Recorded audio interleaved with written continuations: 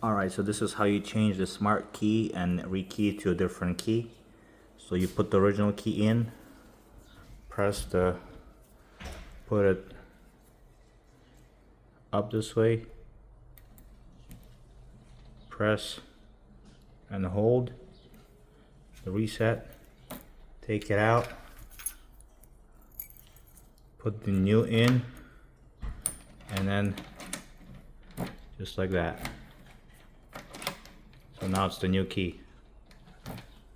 Boom, just like that.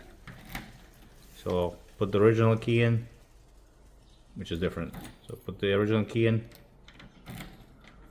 boom, this way, press and hold that needle, take the original out.